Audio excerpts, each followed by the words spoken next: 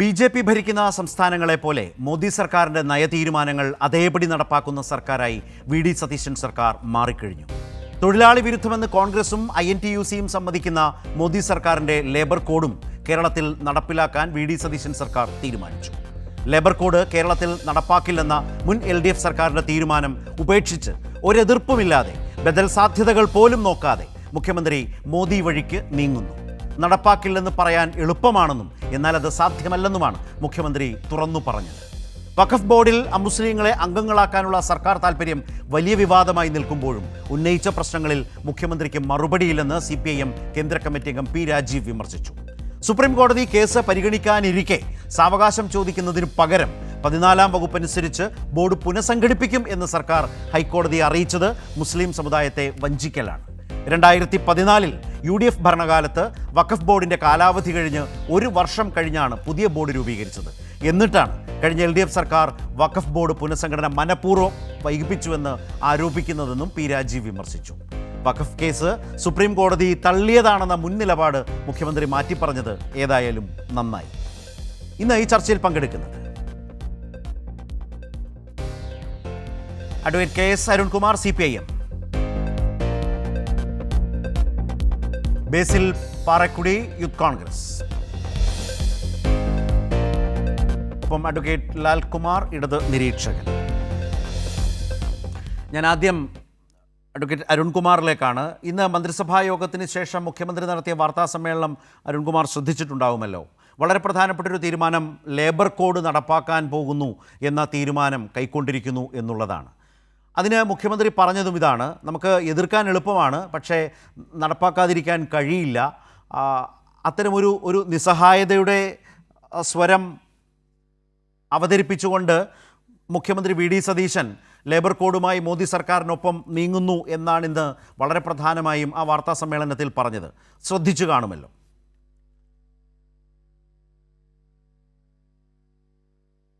Yes, തീർച്ചയായും. ഇപ്പോൾ എല്ലാ ബുധനാഴ്ചയും ഏറ്റവും ആദ്യം മുഖ്യമന്ത്രിയുടെ നുണ വരും. ആ നുണയെ പൊളിച്ചടക്കുന്ന LDFന്റെ പത്രസമ്മേളനം തുടരെ വരും, അല്ലെങ്കിൽ LDF നേതാക്കന്മാരുടെ പത്രസമ്മേളനം വരും. തുടർച്ചയായിട്ട് നമ്മളിത് കണ്ടുകൊണ്ടിരിക്കുകയാണ്. നിരവധി നുണകൾക്കൊപ്പം തന്നെ എന്താണോ കേന്ദ്രത്തിലെ BJP ഗവൺമെൻറ് ഉദ്ദേശിക്കുന്നത് അത് ഒരു മടിയും ഒരു ഭയവുമില്ലാതെ അല്ലെങ്കിൽ ഒരു എതിർപ്പുമില്ലാതെ നടപ്പാക്കാൻ താൻ തയ്യാറാണ് എന്ന് കോൺഗ്രസ് പ്രഖ്യാപിച്ചിരിക്കുന്ന, പ്രത്യേകിച്ച് മുഖ്യമന്ത്രി പ്രഖ്യാപിക്കുന്ന ഒരു സാഹചര്യം എല്ലാ ബുധനാഴ്ചയും നമ്മൾ കാണുകയാണ്. ഇപ്പോൾ ഏറ്റവും ആദ്യം സത്യപ്രതിജ്ഞാ ചടങ്ങിൽ വന്ദേ മാതരം ചൊല്ലിയത് ഉൾപ്പെടെ കേന്ദ്രം പോലും ഇത്ര മതി എന്ന് പറഞ്ഞാൽ പോലും അത് വേണ്ട, ഞങ്ങൾ എല്ലാത്തിനും തയ്യാറാണ് എന്ന് പറഞ്ഞുകൊണ്ട് ഓരോന്നായി നടപ്പാക്കുന്ന നിരവധി ഉദാഹരണങ്ങൾ നമ്മൾ കണ്ടു. VC നിയമനത്തിൻ്റെ കാര്യത്തിലായാലും സെനറ്റ് നിയമനത്തിൻ്റെ കാര്യത്തിലായാലും അതേപോലെ തന്നെ ഇലക്ഷൻ കമ്മീഷന്റെ നിയമനത്തിൻ്റെ കാര്യത്തിലെല്ലാം ഈ സാഹചര്യം നമ്മൾ കണ്ടു. 30 സീറ്റ് കിട്ടിയാൽ കേരളം ഞങ്ങൾ ഭരിക്കും എന്ന് പറഞ്ഞ BJPയുടെ നേതാക്കന്മാരുണ്ട്. ഇപ്പം 30 ഇല്ല, 3 ഉള്ളൂ. പക്ഷെ 3 ഉണ്ടെങ്കിലും എന്താണോ കോൺഗ്രസ് നടപ്പാക്കുന്നത് അത് BJPയുടെ ഇംഗിതം അതേപടി നടപ്പാക്കുന്ന സാഹചര്യം നമ്മൾ കാണുന്നു. അതോടൊപ്പം തന്നെയാണ് KPCCയുടെ ജനറൽ സെക്രട്ടറി ആയിരുന്ന PM നിയാസ് പറഞ്ഞത് RSSന്റെ ഇംഗിതമാണ് UDFന്റെ മന്ത്രിസഭ നടപ്പാക്കിയത് ഇലക്ഷൻ കമ്മീഷണറെ നിയമിച്ച കാര്യത്തിൽ എന്നത് ഉൾപ്പെടെ നിരവധി സാഹചര്യങ്ങൾ ഈ കഴിഞ്ഞ 10-65 ദിവസത്തിനിടയിൽ നമ്മൾ കണ്ടു. ഇന്നിപ്പോൾ പത്രസമ്മേളനത്തിൽ പറഞ്ഞത് വഖഫ് ബോർഡുമായി ബന്ധപ്പെട്ടുകൊണ്ട് വീണ്ടും നുണ ആവർത്തിക്കുന്നു. നേരത്തെ പറഞ്ഞ നുണ അതിൽ ഉറച്ചു നിൽക്കുന്ന സാഹചര്യം കാണുന്നു. അങ്ങനെ നിരവധി സാഹചര്യങ്ങൾക്കൊപ്പമാണ് ഇപ്പോൾ ലേബർ കോഡുമായി ബന്ധപ്പെട്ടുകൊണ്ടുള്ള അദ്ദേഹത്തിന്റെ പ്രസ്താവന വന്നത്. ഇപ്പോൾ ലേബർ കോഡ് 4 കോഡുകൾ നടപ്പാക്കാൻ കേന്ദ്ര ഗവൺമെന്റ് തീരുമാനിച്ചു. 29ഓളം ട്രേഡ് യൂണിയൻ നിയമങ്ങളെ ദുർബലപ്പെടുത്തുന്ന സാഹചര്യമുണ്ടായി. ഈ നിയമങ്ങളെല്ലാം ഉജ്ജ്വലമായിട്ടുള്ള പ്രക്ഷോഭത്തിലൂടെ, ധീര രക്തസാക്ഷിത്വത്തിലൂടെ, പാർലമെന്റിൽ നടന്ന വലിയ സംവാദങ്ങളിലൂടെ ഈ രാജ്യത്തെ തൊഴിലാളി വർഗം ഓരോ കാലഘട്ടത്തിൽ നേടിയെടുത്ത നിയമങ്ങളാണ്. അതിൽ ട്രേഡ് യൂണിയൻ രൂപീകരിക്കാനുള്ള നിയമം ബ്രിട്ടീഷ് പാർലമെന്റ് 1924 പാസാക്കിയതാണ്. 29 നിയമങ്ങളെ അസ്ഥിരപ്പെടുത്തിയാണ് ലേബർ കോഡ് നടപ്പാക്കുന്നത്. ആ ലേബർ കോഡിൽ വന്നിരിക്കുന്ന വ്യവസ്ഥകളെല്ലാം തൊഴിലാളി വിരുദ്ധമാണ് എന്ന് നിരവധി സമരമുഖങ്ങളിലൂടെ തന്നെ നമ്മൾ കാണുകയുണ്ടായി. ഇപ്പോൾ ഞാൻ ഇരിക്കുന്നത് കൊച്ചിയിലാണ്. കൊച്ചിയിൽ തന്നെ കോറോ ഹെൽത്ത് എന്ന് പറയുന്ന ഒരു കമ്പനി രാവിലെ തൊഴിലാളികൾ വരുമ്പോൾ അവിടെ ഒരു നോട്ടീസ് ബോർഡ് ഇട്ടിട്ടുണ്ട്, അതൊന്ന് വായിച്ചിട്ട് കയറാൻ പറയുന്നു. നോട്ടീസ് ബോർഡിൽ 700 തൊഴിലാളികളെ പിരിച്ചുവിട്ട ആ വാർത്തയാണ്, ന്യൂസാണ് അതിൽ ഇട്ടിരിക്കുന്നത്. എല്ലാവരുടെയും ഐഡന്റിറ്റി കാർഡ് സ്കാൻ ചെയ്യാൻ പറയുന്നു. അപ്പം തന്നെ പിന്നീട് ആ കമ്പനിയിൽ കയറാൻ പറ്റാത്ത തരത്തിൽ ടെർമിനേറ്റഡ് ആയി പോകുന്ന സാഹചര്യമുണ്ടായി. 2 ദിവസം കഴിഞ്ഞപ്പോൾ മറ്റൊരു കമ്പനിയിൽ 300 തൊഴിലാളികളെ പിരിച്ചുവിടുന്ന സാഹചര്യമുണ്ടായി. അപ്പോൾ ആ ലേബർ കോഡിന്റെ ദുരന്ത ഫലം ജനങ്ങൾ കൃത്യമായി അനുഭവിച്ചുകൊണ്ടിരിക്കുന്ന, തൊഴിലാളികൾ, ജീവനക്കാർ അതിന്റെ ഭാഗമായിട്ടുള്ള ദുരന്ത ഫലങ്ങൾ അനുഭവിച്ചുകൊണ്ടിരിക്കുന്ന സാഹചര്യത്തിലാണ് ലേബർ കോഡ് നടപ്പാക്കാനായിട്ട് ഈ ഗവൺമെന്റ് തീരുമാനിച്ചിരിക്കുന്നു, മുന്നോട്ട് പോവുകയാണ് എന്നത് മുഖ്യമന്ത്രി തന്നെ പറയുകയാണ്. ഏതെങ്കിലും തരത്തിൽ ലേബർ കോഡ് നടപ്പാക്കാത്തത് എന്തേ, സംസ്ഥാന ഗവൺമെന്റ് റൂളുകൾ നിർമ്മിക്കാത്തത് എന്തേ എന്നൊരു ചോദ്യം കേന്ദ്രത്തിന്റെ ഭാഗത്തു നിന്നില്ല, ഏതെങ്കിലും കോടതിയുടെ ഭാഗത്തു നിന്നില്ല. സ്വമേധയാ UDF ഗവൺമെന്റ് ലേബർ കോഡ് നടപ്പാക്കുകയാണ് എന്ന് മുഖ്യമന്ത്രി പറയുന്ന സാഹചര്യം നമ്മൾ കാണുന്നു. ഇപ്പോൾ INTUC അടക്കം സമരമുഖത്താണ്. പണിമുടക്കുകൾ അടക്കമുള്ള സമരങ്ങൾ രാഷ്ട്രീയ പാർട്ടികളുടെ നിറവ്യത്യാസം മാറ്റിവെച്ചുകൊണ്ട് ട്രേഡ് യൂണിയനുകൾ നേതൃത്വം കൊടുത്ത് നമ്മൾ കണ്ടു. BMS ഒഴികെയുള്ള മറ്റെല്ലാ ട്രേഡ് യൂണിയനുകളും സമരമുഖത്താണ്. ഈ ഒരു സാഹചര്യത്തിലാണ് ഞങ്ങൾ ലേബർ കോഡ് നടപ്പാക്കുമെന്ന് പറയുമ്പോൾ ഫിക്സഡ് ടൈം എംപ്ലോയ്മെന്റ് ആയിട്ട് മാറുന്നു, കരാർ ജോലിയായിട്ട് മാറ്റുന്നു. സ്ഥിരം തൊഴിലാളി എന്ന ഒരു സാഹചര്യം ഇനി കേരളത്തിന്റെ തൊഴിൽ മേഖലയിൽ ഉണ്ടാകില്ല. ട്രേഡ് യൂണിയനുകൾ രൂപീകരിക്കാൻ വലിയ തരത്തിലുള്ള ബുദ്ധിമുട്ട് അനുഭവിക്കും. ഒരു കളക്റ്റീവ് ബാർഗൈനിങ് ശക്തിയായി തൊഴിലാളി വർഗത്തിന് ഇടപെടാൻ കഴിയുന്ന സാഹചര്യങ്ങളെ ദുർബലപ്പെടുത്തും. ബോണസ്, ഗ്രാറ്റുവിറ്റി, പ്രൊവിഡന്റ് ഫണ്ട് എല്ലാ തരത്തിലുള്ള അവകാശങ്ങളെയും ബാധിക്കും. തൊഴിൽ സമയത്തെ കൃത്യമായിട്ട് തന്നെ ബാധിക്കും. 8 മണിക്കൂർ എന്നുള്ളത് 10 മണിക്കൂർ 12 മണിക്കൂറാക്കി ഇപ്പോൾ ഉയർത്താൻ അനുവാദമുണ്ട്. ഭാവിയിൽ അതും 15-20 മണിക്കൂറായിട്ട് ഉയർത്തും. അത്തരത്തിൽ തൊഴിലാളി എന്ന സങ്കല്പം, ജീവനക്കാരുടെ കൃത്യമായിട്ടുള്ള നിർവചനം, ഫാക്ടറിയുടെ നിർവചനം, അതുപോലെ കമ്പനികളുടെ പ്രൊമൈസിസുമായി ബന്ധപ്പെട്ടുള്ള നിർവചനം എല്ലാം മാറുകയാണ്.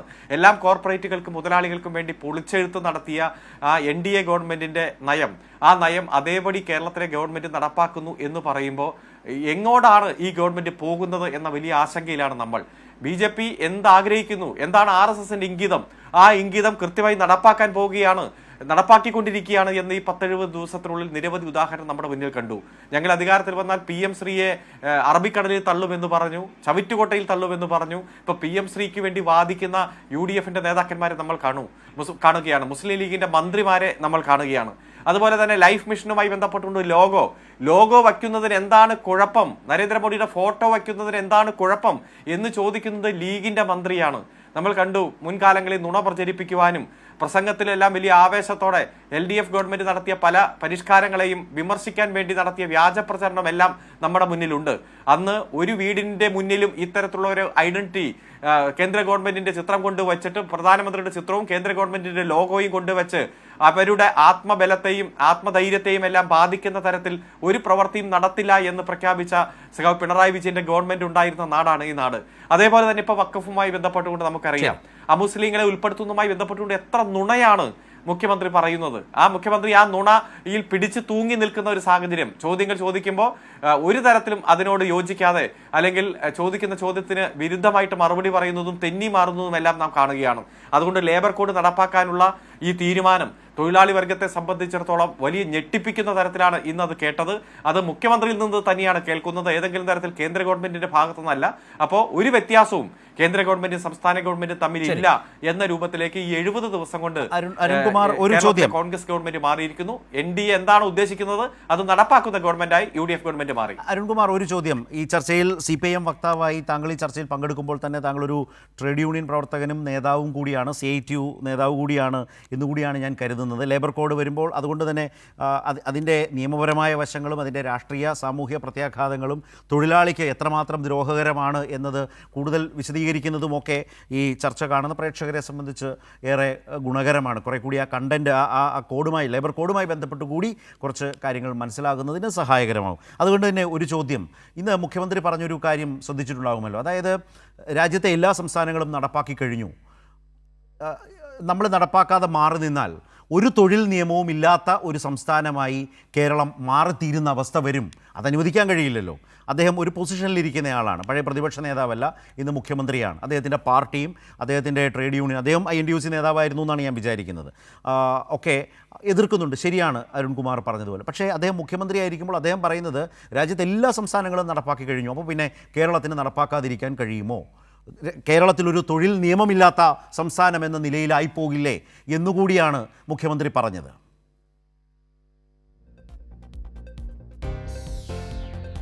ഒരിക്കലുമില്ല. ഇപ്പോൾ ഒരു നിയമം പാർലമെന്റ് പാസ്സാക്കിയാൽ അത് നടപ്പാക്കണമെങ്കിൽ റൂളുകൾ നിർമ്മിക്കണം, അതുമായി ബന്ധപ്പെട്ടുള്ള ചട്ടം നിർമ്മിക്കണം. ആ ചട്ടം സംസ്ഥാന ഗവൺമെന്റ്, കേന്ദ്ര ചട്ടമുണ്ട്, സംസ്ഥാന ചട്ടം നിർമ്മിക്കാതെ ആ നിയമം നടപ്പാക്കാൻ കഴിയില്ല. ആ ചട്ടം മുന്നോട്ട് ഇതുവരെ നടപ്പാക്കുന്ന ഒരു സാഹചര്യം LDF ഗവൺമെന്റിന്റെ ഭാഗത്തു നിന്നുണ്ടായില്ല. LDF ചെയ്തത് സുപ്രീം കോടതിയിൽ നിന്നും റിട്ടയർ ആയ ഒരു ജഡ്ജിയെ കൊണ്ട് ഈ ലേബർ കോഡിൽ തൊഴിലാളി വിരുദ്ധ സമീപനങ്ങളെ കുറിച്ച് പഠിക്കാൻ സാഹചര്യം ഒരുക്കുകയാണ് ഉണ്ടായത്. അത് മുഴുവൻ ട്രേഡ് യൂണിയന്റെയും വാദം കേട്ടു, ട്രേഡ് യൂണിയൻ നേതാക്കന്മാരെ കേട്ടു. അതുപോലെ ഇൻഡിപെൻഡന്റ് ആയിട്ടുള്ള തൊഴിലാളികൾക്ക്, ജീവനക്കാർക്ക് ഒരു രാഷ്ട്രീയ നിലപാടില്ലെങ്കിലും ആ ഗവൺമെന്റ് വച്ച കമ്മീഷൻ മുമ്പാകെ ഈ ലേബർ കോഡുമായി ബന്ധപ്പെട്ടുകൊണ്ട് തങ്ങളുടെ അഭിപ്രായം രേഖപ്പെടുത്താൻ അവസരം കൊടുത്തു. കൃത്യമായി സമയബന്ധിതമായി തന്നെ ജസ്റ്റിസ് ഗൗഡ കമ്മീഷൻ അതിന്റെ റിപ്പോർട്ട് സമർപ്പിച്ചു ഗവൺമെന്റിന്. ആ റിപ്പോർട്ട് സമർപ്പിച്ച ആ അവസരത്തിലാണ് തെരഞ്ഞെടുപ്പ് നോട്ടിഫിക്കേഷൻ വന്നത്. LDF ഗവൺമെന്റിന് അത് നടപ്പാക്കാൻ കഴിഞ്ഞില്ല. ഇതിപ്പോൾ UDF ഗവൺമെന്റിന്റെ മുന്നിലാണ്. അതായത് ഈ ലേബർ കോഡ് നടപ്പാക്കുമ്പോൾ തൊഴിലാളികൾക്ക്, ജീവനക്കാർക്കുണ്ടാകുന്ന വലിയ ദൂരവ്യാപകമായ പ്രത്യാഘാതങ്ങൾ അവ കൃത്യമായി ഗവൺമെന്റിന് മനസ്സിലാക്കാൻ സുപ്രീം കോടതിയിൽ നിന്ന് തന്നെ റിട്ടയർ ആയ ഒരു ജഡ്ജിയുടെ നേതൃത്വത്തിലുള്ള പഠനം, ആ പഠനത്തിന്റെ റിപ്പോർട്ട് മേശപ്പുറത്തുണ്ട്. അത് പഠിച്ച് അതിൽ തൊഴിലാളി വിരുദ്ധമായിട്ടുള്ള സമീപനങ്ങളുമായി ബന്ധപ്പെട്ടുകൊണ്ട് റൂളുകൾ നിർമ്മിക്കുമ്പോഴെല്ലാം അതിൽ ഒരു അനുഭാവപൂർവമായ നിലപാട് തൊഴിലാളികൾക്ക് അനുകൂലമായിട്ട് തന്നെ നടപ്പാക്കാൻ കഴിയും. ഇപ്പോൾ ഫിക്സഡ് ടൈം എംപ്ലോയ്മെന്റേ ഉള്ളൂ, ഇനി സ്ഥിരം തൊഴിലില്ല. ഒരാൾ ഒരു തൊഴിലാളിയായി, ജീവനക്കാരനായിട്ട് ഒരു ജോലിക്ക് കയറിയാൽ ജീവിതകാലം മുഴുവൻ അദ്ദേഹം താൽക്കാലിക ജോലിക്കാരനായിരിക്കും. അദ്ദേഹത്തിന്റെ ജോലി സ്ഥിരപ്പെടുത്താതെ വരുമ്പോൾ പല ആനുകൂല്യങ്ങളും നിഷേധിക്കപ്പെടും, ക്ഷേമ പദ്ധതികൾക്ക് പുറത്താകും, മറ്റു ബെനിഫിറ്റുകളിൽ നിന്ന് പുറത്താകുന്ന സാഹചര്യം ഉണ്ടാകും. അതുപോലെ തന്നെ ഒരു കളക്റ്റീവ് ബാർഗൈനിങ് ശക്തി എന്ന രൂപത്തിൽ സമ്മർദ്ദം ചെലുത്തി ലോങ് ടൈം ഡിമാൻഡ് നോട്ടീസുകൾ കൊടുത്ത് കൃത്യമായി അവരുടെ അവകാശങ്ങൾ നേടിയെടുക്കാൻ പറ്റാതെ വരുന്ന നിരവധി സാഹചര്യങ്ങൾ ഈ ലേബർ കോഡുമായി ബന്ധപ്പെട്ടുകൊണ്ട് ഉണ്ടാവുകയാണ്. ഇപ്പോൾ 700 തൊഴിലാളിയെ ഒറ്റയടിക്ക് പിരിച്ചുവിടുന്ന സാഹചര്യം കൊച്ചിയിലുണ്ടായി. പണ്ടത്തെ നിയമപ്രകാരമാണെങ്കിൽ അങ്ങനെ പറ്റുമോ? 100 തൊഴിലാളികൾക്ക് കൂടുതലാണെങ്കിൽ ഗവൺമെന്റിന്റെ പ്രയർ സാങ്ഷൻ വേണം. ആദ്യം ഗവൺമെന്റിന് അപേക്ഷ കൊടുക്കണം, ഇത് ഇന്ന കാരണത്താൽ എന്റെ സ്ഥാപനം നിർത്താൻ പോവുകയാണ്, അതുകൊണ്ട് ഇത് നിർത്താൻ എന്നെ അനുവദിക്കണമെന്ന് ഗവൺമെന്റിന് നോട്ടീസ് കൊടുക്കണം. ഗവൺമെന്റ് കക്ഷികളെ വിളിക്കും, ജീവനക്കാരെ വിളിക്കും, ട്രേഡ് യൂണിയനെ വിളിക്കും, അതിന്റെ സാഹചര്യങ്ങൾ പരിശോധിക്കും. അപ്പൊ അത്തരത്തിൽ എല്ലാ തരത്തിലും ഗവൺമെന്റിന് ഇടപെടാൻ പറ്റുന്ന ഒരു സാഹചര്യം ഉണ്ടായി. അപ്പൊ അത് 100 തൊഴിലാളി എന്നുള്ളത് 300 തൊഴിലാളിയായിട്ട് ഉയർത്തി. വലിയ മാനദണ്ഡങ്ങൾ വരുമ്പോഴെല്ലാം അത് കൃത്യമായി മാനേജ്മെന്റുകൾക്കും കോർപ്പറേറ്റുകൾക്കും അനുകൂലമായിട്ടുള്ള ഒരു സാഹചര്യമാണ്. അപ്പൊ അതുകൊണ്ട് കൃത്യമായി മുൻ ഗവൺമെന്റ് ഒരു സുപ്രീം കോടതി ജഡ്ജിയെ വെച്ച് ഇതിൽ തൊഴിലാളികൾക്ക് വിരുദ്ധമായിട്ടുള്ള സമീപനങ്ങൾ ഏതൊക്കെയാണ് എന്ന് പരിശോധിച്ച് അത് കണ്ടെത്തി അതുമായി ബന്ധപ്പെട്ട് കൊടുത്ത റിപ്പോർട്ട് മുഖ്യമന്ത്രിയുടെ മേശപ്പുറത്ത് ഇരിക്കുകയാണ്. അപ്പോൾ അതുപോലും പരിശോധിക്കാൻ തയ്യാറാകാതെ ഏകപക്ഷീയമായിട്ട് ഞങ്ങൾ ഈ നിയമം നടപ്പാക്കുകയാണ് എന്ന് പറഞ്ഞാൽ അത് RSSനെ പൂർണ്ണമായിട്ട് കീഴടങ്ങുന്ന, കഴിഞ്ഞ 70 ദിവസത്തിനുള്ളിൽ തുടർച്ചയായിട്ട് കീഴടങ്ങുന്ന ആ പ്രക്രിയ തുടരുകയാണ്. അതുകൊണ്ട് ഒരു ട്രേഡ് യൂണിയൻ നിയമങ്ങളും ഇല്ലാത്ത നാടായിട്ട് ഈ നാട് തുടരും എന്ന രൂപത്തിലില്ല. ഇവിടെ സംസ്ഥാന ഗവൺമെന്റ് ചട്ടം നടപ്പാക്കിയാൽ മാത്രമേ ഈ ലേബർ കോഡ് കേരളത്തിൽ നടപ്പിലാകൂ, നിലവിൽ വരൂ. അതുവരെ പഴയ നിയമങ്ങൾ തന്നെയാണ് തുടരുന്നത്. ആ സാഹചര്യമാണ് നമ്മുടെ മുന്നിലുള്ളത്. ഇതെല്ലാം തെറ്റിദ്ധരിപ്പിക്കും മുഖ്യമന്ത്രി. അതിനുശേഷം മുഖ്യമന്ത്രി തന്നെ അത് തിരുത്തി പറയുന്ന സാഹചര്യം അടുത്ത ആഴ്ച ഉണ്ടാകും. കുറെ കാര്യങ്ങളിൽ നിന്ന് തെന്നി മാറുന്ന സാഹചര്യം ഉണ്ടാകും. അതാണ് നമ്മുടെ മുന്നിലുള്ളത്. റൈറ്റ്. ഏതായാലും അഭിഭാഷകൻ കൂടിയായ അരുൺകുമാർ ഈ ചർച്ചയിൽ അതേക്കുറിച്ച് പറഞ്ഞത് വളരെ പ്രധാനപ്പെട്ട കാര്യമാണ്. ഇത് നടപ്പാക്കാതെ, മോദി സർക്കാർ കൊണ്ടുവന്ന ലേബർ കോഡ് നടപ്പാക്കാതെ നിവൃത്തിയില്ല എന്നാണ് മുഖ്യമന്ത്രി പറഞ്ഞത്. പക്ഷേ അതിന് സംസ്ഥാനം ചട്ടം രൂപീകരിക്കാത്ത ഒരു ഘട്ടം വന്നാൽ നിലനിൽക്കുന്ന ആ നിയമം തുടരുന്ന സാഹചര്യമുണ്ടാകും. ഈ ലേബർ കോഡിന് പകരം പഴയ നിയമം തുടരുന്ന സാഹചര്യം ഉണ്ടാകും എന്നതടക്കമുള്ള നിയമപരമായ വശങ്ങളെല്ലാം കൂട്ടിച്ചേർത്താണ് അരുൺ ഇക്കാര്യത്തിൽ സംസാരിച്ചത്. ഇതിൽ കോൺഗ്രസ് പ്രതിനിധിയായി ബേസിൽ പാറേക്കുടിയാണ് പറഞ്ഞിരുന്നത്. അദ്ദേഹത്തെ ലൈവിലേക്ക് കണക്ട് ചെയ്യാൻ കഴിയുന്നില്ല എന്നാണ് ഞാൻ മനസ്സിലാക്കുന്നത്. ശ്രമിക്കുന്നുണ്ട്, അദ്ദേഹത്തിലേക്ക് വരാം എന്ന് വിചാരിക്കുന്നു. മുഖ്യമന്ത്രി പറഞ്ഞതിനെ കോൺഗ്രസ് പാർട്ടി എങ്ങനെ ന്യായീകരിക്കുന്നു, ഭരണമുന്നണി എങ്ങനെ ന്യായീകരിക്കുന്നു എന്നതും കൗതുകകരമായ കാര്യമാണ്, കേൾക്കേണ്ട കാര്യം തന്നെയാണ്. ഞാൻ അഭിഭാഷകൻ ആയിട്ടുള്ള ലാൽകുമാറിലേക്ക് കൂടി വരികയാണ്. ലാലെ, ഈ ലേബർ കോഡുമായി ബന്ധപ്പെട്ട് ഇപ്പോൾ ആളുകൾക്ക് കുറേ കൂടി അതിൻ്റെ ഒരു അപകടം മനസ്സിലായ ഒരു കാലമാണ്. ഈ കോറോ ഹെൽത്ത് കമ്പനി ഒറ്റയടിക്ക്, നേരത്തെ അരുൺ പറഞ്ഞ പോലെ 700 പേരെ പിരിച്ചുവിടുന്നു, മറ്റൊരു കമ്പനി 300 പേരെ പിരിച്ചുവിടുന്നു. അതിന് മുമ്പ് പറഞ്ഞതുപോലെ സർക്കാരിൻ്റെ അനുമതിയോ പ്രയർ സാങ്ഷനോ അതിനുവേണ്ടി കത്തുകൂടി ഇതൊന്നുമില്ലാതെ തന്നിഷ്ടപ്രകാരം നീങ്ങുന്നു. ഇത് ലേബർ കോഡിൻ്റെ അപകടകരമായ ഒരു വരവിൻ്റെ സൂചനയാണ്. പണ്ട് ആസിയൻ കരാറൊക്കെ വരുമ്പോൾ ഇതിൻ്റെ അപകടമൊക്കെ ഇടതുപക്ഷം പറയുമ്പോൾ എല്ലാവരും തമാശയായി എടുക്കും. പിന്നീട് വലിയ അപകടം കൺമുമ്പിൽ വന്ന് വിനയായി മാറുന്ന കാലത്ത് മാത്രമായിരിക്കും ആ പഴയ കരാറുകളുടെ അപകടത്തെക്കുറിച്ചൊക്കെ എന്ന് പറഞ്ഞ പോലെ ലേബർ കോഡും സമാനമായ രീതിയിൽ അപകടകരമാണ് എന്ന് മലയാളിക്ക് തിരിച്ചറിയുമ്പോൾ വളരെ പൊടുന്നനവേ അരുൺ ചോദിച്ചൊരു ചോദ്യമാണ്. കേന്ദ്രത്തിൻ്റെ ഡയറക്ഷനില്ല, കോർട്ട് ഡയറക്ഷനില്ല, പിന്നെ വളരെ സ്വമേധയാ എന്തുകൊണ്ടാണ് മുഖ്യമന്ത്രി ഇങ്ങനെ ലേബർ കോഡ് നടപ്പാക്കാൻ പോകുന്നു എന്ന് മന്ത്രിസഭാ യോഗത്തിന് ശേഷം പറയുന്നത് എന്നൊരു ചോദ്യമാണ്. ഇതിനോടകം തന്നെ അദ്ദേഹം നേരിടുന്ന ഒരു പ്രധാനപ്പെട്ട രാഷ്ട്രീയ വിമർശനം മോദി വഴിയിലൂടെ സഞ്ചരിക്കുന്ന മുഖ്യമന്ത്രി VD സതീശനും അദ്ദേഹത്തിൻ്റെ സർക്കാരും എന്ന ആ വിമർശനത്തെയോ ബോധ്യത്തെയോ കൂടുതൽ ഉറപ്പിക്കുന്നതാണോ ഇന്നത്തെ മുഖ്യമന്ത്രിയുടെ പെർഫോമൻസ്? അതിനെ അരുൺ പറഞ്ഞത് ബുധനാഴ്ച നുണകൾ എന്നുകൂടി തുടക്കത്തിൽ പറഞ്ഞത് ശ്രദ്ധിച്ചിട്ടുണ്ടാവുമെന്ന് വിചാരിക്കുന്നു.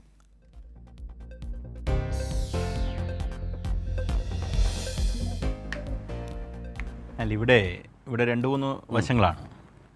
ഈ ലേബർ കോഡ് ഇപ്പം ഇവിടെ നേരത്തെ പറഞ്ഞു വന്ന കുറേ വിഷയങ്ങളുണ്ടല്ലോ. അരുൺ വളരെ സമഗ്രമായി തന്നെ അത് സംസാരിച്ചു കഴിഞ്ഞു. സ്റ്റേറ്റ് റൂൾസ് എനാക്ട് ചെയ്യാത്തിടത്തോളം കാലം അത് വർക്ക് ചെയ്യത്തില്ല. ഇപ്പോഴത്തെ റൂൾ ഇല്ലാത്തൊരവസ്ഥയല്ലല്ലോ ഇപ്പോൾ. ഇപ്പം ഒരു റൂൾ നമുക്കുണ്ട്, ചട്ടമുണ്ട്. റൂൾ ഇല്ലാത്ത അവസ്ഥ, ലോലെസ്നെസ് എന്ന് പറഞ്ഞൊരവസ്ഥയില്ല. അത് തെറ്റായ ഒരു ധാരണയാണ്. ഇവിടെ എനിക്ക് തോന്നുന്ന ഒരു കാര്യം, എനിക്കതിനകത്ത്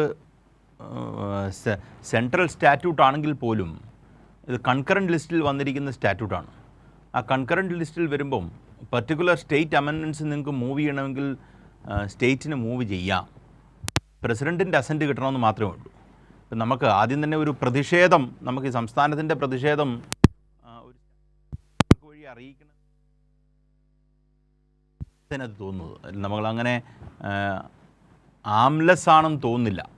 കൃത്യമായി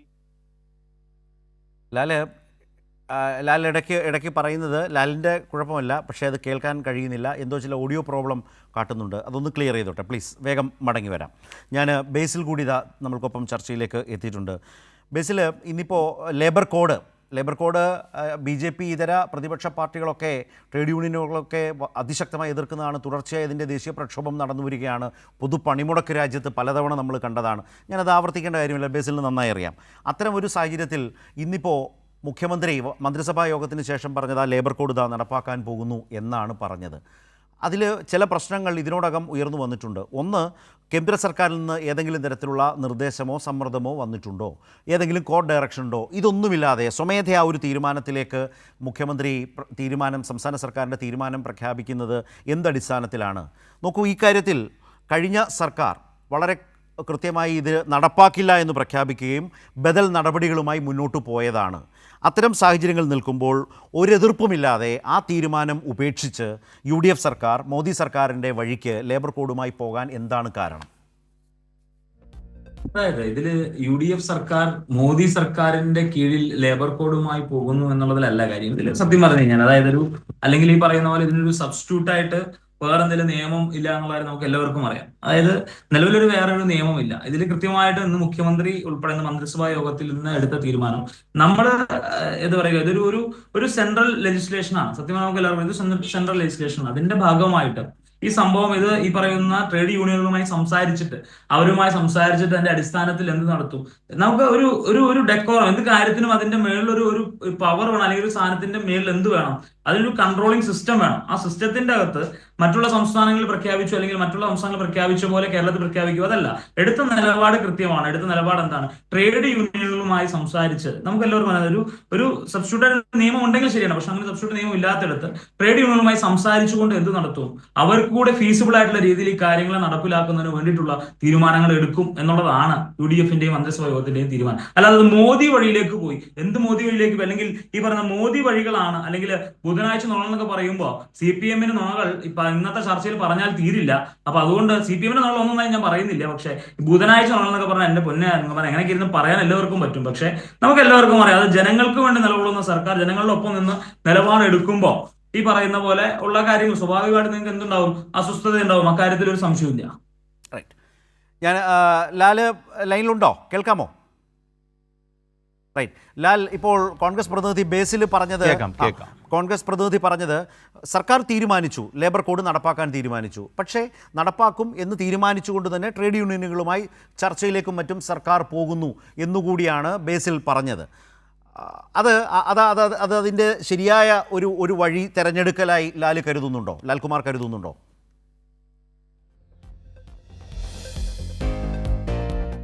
അല്ല, ഇതിനകത്തെ പ്രശ്നം നമ്മൾ നോക്കൂ, ഇപ്പം ലേബർ കോഡ് പാസ്സാക്കിയിട്ട് എത്ര നാളായി? സെൻട്രൽ റൂൾസും വന്നു, നമ്മുടെ സ്റ്റേറ്റിൽ റൂൾസ് ഇല്ലല്ലോ. ഈ പറയുന്ന റൂൾ എനാക്ട് ചെയ്യാത്ത സമയത്ത് പോലും ഇവിടുത്തെ ലേബർ ലോ ഫങ്ഷനിങ് അല്ലേ? ലേബർ ലോ ഫങ്ഷനിങ് ആണ്. അത് അദ്ദേഹത്തിന് മനസ്സിലാക്കുന്നതിൻ്റെ ഒരു പ്രശ്നമായിട്ടാണ് ഞാൻ കണക്കാക്കുന്നത്. കാര്യം ഈ സംസ്ഥാനത്ത് ഒരു വാക്കത്തിൽ നമുക്ക് തൊഴിലാളികളുടെ റൈറ്റ് അല്ലെങ്കിൽ ഇവരുടെ ഡ്യൂട്ടീസ് അതില്ലാത്തൊരവസ്ഥ ഉണ്ടാകുന്നില്ല. ഇവിടെ ഞാൻ നേരത്തെ പറഞ്ഞത് കേട്ടോ ഇല്ലയോ എന്നറിയില്ല. ഞാൻ പറഞ്ഞു വന്നൊരു കാര്യം, ഇത് കൺകറൻറ്റ് ലിസ്റ്റിൽ വരുന്നൊരു വിഷയമായതുകൊണ്ട് സ്റ്റേറ്റ് അമെൻമെൻറ്റ് ഇപ്പോഴും പോസിബിളാണ്. നമുക്ക് പ്രസിഡൻറ്റിൻ്റെ അസൻറ്റ് വേണ്ടി വരും. നമ്മൾ എന്ത് അമെൻമെൻ്റ് ആണോ ഇൻകോർപ്പറേറ്റ് ചെയ്യാൻ ശ്രമിക്കും. ഇപ്പം നമ്മൾ പറഞ്ഞ ലേ ഓഫുമായിട്ട് ബന്ധപ്പെട്ട കാര്യങ്ങളൊക്കെ മിനിമം 300 എന്ന് പറയുന്ന നമ്പേഴ്സുമായിട്ട് ബന്ധപ്പെട്ട കാര്യങ്ങളൊക്കെ അരുൺ സൂചിപ്പിച്ചു. ഇപ്പം കുറച്ച് പേരെ പുറത്താക്കിയതിനെക്കുറിച്ചും സൂചിപ്പിച്ചു. ഇതൊക്കെ മുന്നിൽ കണ്ടുകൊണ്ട് INTUC, CITU എല്ലാവരും ഉണ്ടല്ലോ, അവർക്കെല്ലാം ഇതിനകത്ത് ആശങ്കയുണ്ട്.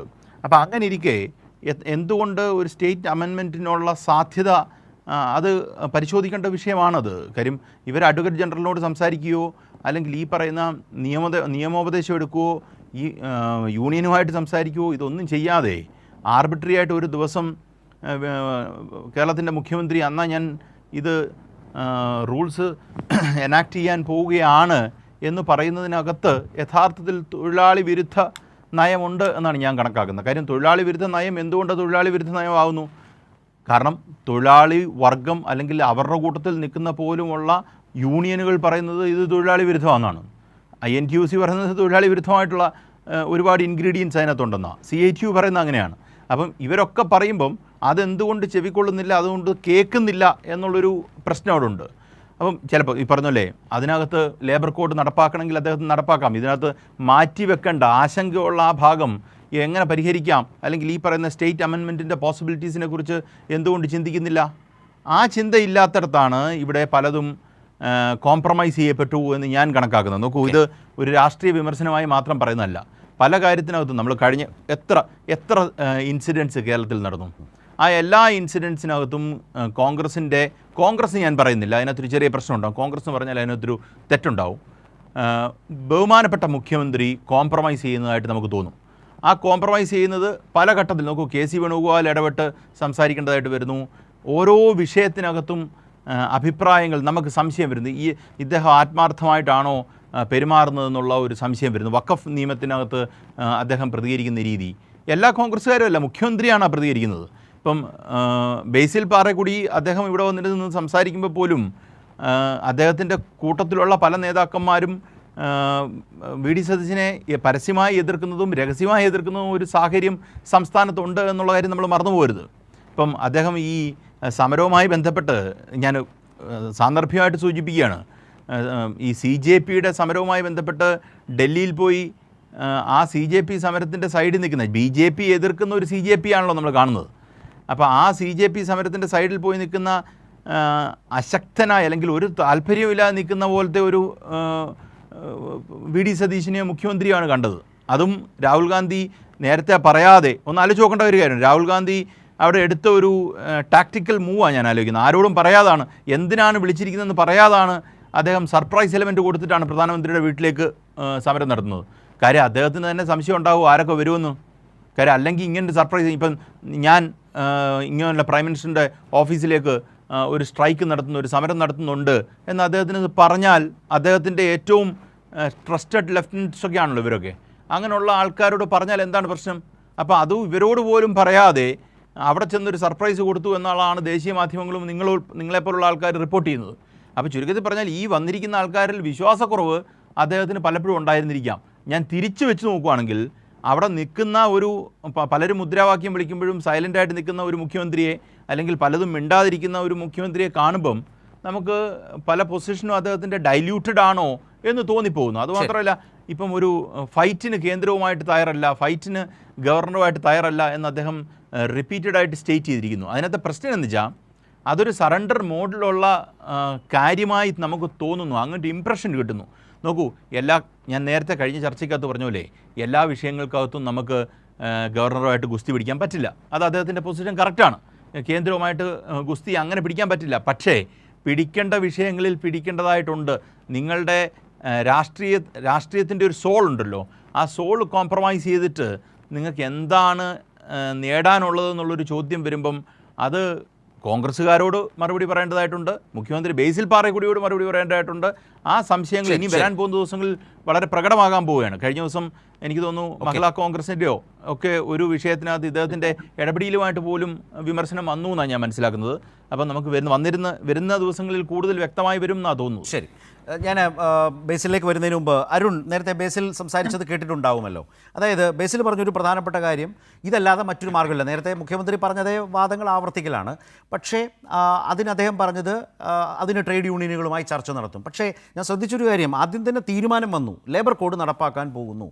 പക്ഷേ ബേസിൽ പറയുന്ന തരത്തിൽ ട്രേഡ് യൂണിയനുകളുമായി കേരളത്തിൽ ചർച്ച ചെയ്താൽ മോദി സർക്കാർ കൊണ്ടുവന്ന ലേബർ കോഡിൽ നിന്ന് വ്യത്യസ്തമായി ഏതെങ്കിലും തരത്തിലൊന്ന് സംഭാവന ചെയ്യാൻ വി.ഡി. സതീശൻ സർക്കാരിന് കേരളത്തിൽ കഴിയുമോ, സാധ്യമാകുമോ?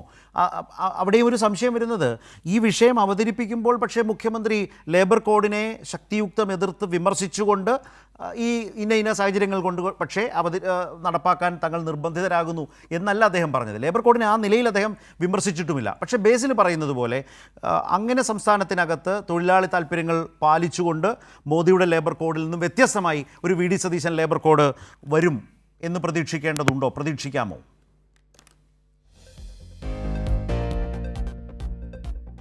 നേരത്തെ നമ്മുടെ മുന്നിൽ കുറച്ച് മാസങ്ങളായിട്ട് ഈ വിഷയം വളരെ ലൈവായിട്ടുണ്ട്. 2025 നവംബർ മാസം 21 ലേബർ കോഡ് നടപ്പാക്കപ്പെട്ടിരിക്കുന്നു എന്ന ഒരു നോട്ടിഫിക്കേഷൻ കേന്ദ്ര ഗവൺമെന്റ് ഇറക്കിയത്. നമ്മൾ ഒറ്റക്കെട്ടായിട്ട് ട്രേഡ് യൂണിയനുകൾ രാഷ്ട്രീയ നിറവ്യത്യാസം മാറ്റിവെച്ചുകൊണ്ട് പ്രത്യക്ഷമായിട്ട് സമരത്തിന് BMS ഇറങ്ങിയില്ലെങ്കിലും അവരുടെ മാനസികമായിട്ട് തൊഴിലാളികളുടെ അവകാശങ്ങൾക്ക് വേണ്ടി എല്ലാവരും ഒത്തൊരുമിച്ച് നിൽക്കുന്ന ഒരു സാഹചര്യം പല ഘട്ടത്തിലും നമ്മൾ കണ്ടതാണ്. പല ഘട്ടത്തിലും BMSഉം പ്രതിഷേധമായിട്ട് രംഗത്തിറങ്ങുന്നത് നമ്മൾ കണ്ടു. ഇത്തരത്തിൽ കേന്ദ്ര ഗവൺമെന്റിന്റെ ഒരു നോട്ടിഫിക്കേഷൻ വന്നപ്പോൾ വലിയ പോരാട്ടങ്ങൾക്ക് നേതൃത്വം കൊടുത്തുകൊണ്ടാണ് ട്രേഡ് യൂണിയനുകൾ കേരളത്തിൽ മുന്നോട്ട് പോയത്. ആ സമയത്ത് തൊഴിൽ വകുപ്പ് മന്ത്രി എല്ലാ ട്രേഡ് യൂണിയന്റെയും യോഗം വിളിച്ചു. ട്രേഡ് യൂണിയന്റെ ആവശ്യപ്രകാരമാണ് ഇത്തരത്തിൽ കേരളം ബദലുകൾ സൃഷ്ടിക്കണം. കാരണം കേന്ദ്ര നിയമമാണെങ്കിലും സംസ്ഥാന ഗവൺമെന്റുകൾക്ക് ഭരണഘടനാപരമായി അതിൽ ചില അധികാരങ്ങളുണ്ട്. കൺകറന്റ് ലിസ്റ്റിലാണുള്ളത്. സംസ്ഥാനത്തിന്റെ ഒരു അഭിപ്രായത്തെ പൂർണ്ണമായിട്ട് തള്ളാൻ കഴിയില്ല. ആ സമയത്താണ് സുപ്രീം കോടതിയിലെ തന്നെ ജസ്റ്റിസ് ഗോപാല ഗൗഡയെ അധ്യക്ഷനായിട്ട് ഒരു സമിതിയെ വെച്ചത്. അത് കേരളത്തിലെ എല്ലാ ട്രേഡ് യൂണിയനുകളുടെയും ആവശ്യപ്രകാരം തന്നെയാണ്. ഒരു നിയമ വിദഗ്ധനെ തന്നെ, ഒരു സുപ്രീം കോടതിയുടെ പരമോന്നത നീതിപീഠത്തിലെ നിന്ന് റിട്ടയറായ ജഡ്ജിയെ തന്നെ ഈ വിഷയം പഠിക്കണം. കേന്ദ്ര നിയമമാണ്, എന്തെല്ലാം കേരളത്തിന് ചെയ്യാൻ കഴിയും. അതിൽ പ്രധാനമായും 3 ശുപാർശകളാണ് വന്നത്. ഒന്ന്, തൊഴിലാളികളുടെ താല്പര്യങ്ങൾ സംരക്ഷിക്കുന്നതിനായി സംസ്ഥാന നിയമസഭയ്ക്ക് സ്വന്തം നിലയിൽ നിയമ ഭേദഗതി വരുത്താം എന്ന് ഗോപാല ഗൗഡ കമ്മിറ്റി കണ്ടെത്തി. അതായത് കേന്ദ്രം നിയമം പാസാക്കിയാലും സംസ്ഥാന നിയമസഭയ്ക്ക് തൊഴിലാളികളുടെ താല്പര്യം സംരക്ഷിക്കാൻ സ്വന്തം നിലയിൽ നിയമ ഭേദഗതി വരുത്താം. രണ്ടാമത്തെ കാര്യം, സംഘടിത മേഖലയിലെ തൊഴിലാളികൾക്ക് മതിയായ വേതനവും സുരക്ഷിതത്വം ഉറപ്പാക്കാൻ ഇൻഫോർമൽ വർക്കേഴ്സ് ബില്ലിന്റെ മാതൃകയിൽ പുതിയ നിയമനിർമ്മാണം നടത്താം എന്ന് ശുപാർശ ചെയ്തു. സെപ്പറേറ്റ് നിയമനിർമ്മാണം തൊഴിലാളികളുടെ താല്പര്യം സംരക്ഷിക്കാൻ മതിയായ വേതനം ഉറപ്പുവരുത്താൻ കേരളത്തിന് നടത്താം, സംസ്ഥാന ഗവൺമെന്റുകൾക്ക് നടത്താം. അതോടൊപ്പം തന്നെ കേന്ദ്ര ലേബർ കോഡുകളിലെ തൊഴിലാളി വിരുദ്ധ വ്യവസ്ഥകൾക്കെതിരെ ബദൽ മാർഗങ്ങൾ സ്വീകരിക്കാൻ കേരളത്തിന് കഴിയും എന്ന 3 പ്രധാനപ്പെട്ട ശുപാർശ ഉൾപ്പെടെ മാർച്ച് മാസം അവസാനം സംസ്ഥാന ഗവൺമെന്റിന് കൊടുത്തു റിപ്പോർട്ട്. ഈ റിപ്പോർട്ട് യോജിച്ച പഠനം നടത്തി എല്ലാ മേഖലയിലുള്ള സ്റ്റേക്ക് ഹോൾഡേഴ്സിനെയും കേട്ട്, പ്രത്യേകിച്ച് തൊഴിലാളികളെയും ജീവനക്കാരെയും മാനേജ്മെന്റിനെയും എല്ലാവരെയും കേട്ട് എടുത്തൊരു ശുപാർശയാണ്. ഈ ശുപാർശ മേശപ്പുറത്തിരിക്കുമ്പോഴാണ് ഞാൻ വീണ്ടും ട്രേഡ് യൂണിയനായിട്ട് കാണുന്നതിന് മുമ്പ് തന്നെ ലേബർ കോഡ് നടപ്പാക്കും, ഇനി ഒന്നും നടപ്പാക്കാൻ കഴിയില്ല. എന്തേ നവംബർ മാസം 21 കേന്ദ്ര ഗവൺമെന്റ് നോട്ടിഫിക്കേഷൻ ഇറക്കിയിട്ട് ഡിസംബർ, ജനുവരി, ഫെബ്രുവരി, മാർച്ച്, ഏപ്രിൽ വരെ ആ ഗവൺമെന്റ് പോകുന്നത് വരെ LDF ഗവൺമെന്റ് ഇത് നടപ്പാക്കാത്തത്? ഇപ്പൊ വഖഫ് നിയമ ഭേദഗതി ബില്ലും നിയമവും ചർച്ചയാണല്ലോ. അതിൽ എന്തുകൊണ്ടാണ് അമുസ്ലിങ്ങളെ 2 പേരെ ഉൾപ്പെടുത്താത്തത്?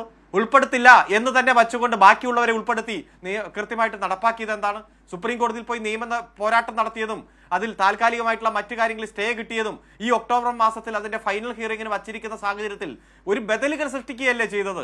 ഒരു മതത്തിന്റെ കാര്യങ്ങളിൽ മറ്റു മതത്തിൽപ്പെട്ടവർ ഉൾപ്പെടുമ്പോൾ, പ്രത്യേകിച്ച് ഒരു വഖഫ് പോലുള്ള കാര്യങ്ങൾ ഉൾപ്പെടുമ്പോൾ ഉണ്ടാകുന്ന സങ്കീർണമായിട്ടുള്ള പ്രശ്നങ്ങൾ വെച്ചുകൊണ്ടാണ് നിയമപരമായി ചെയ്യാവുന്ന കാര്യങ്ങൾ ചെയ്തു.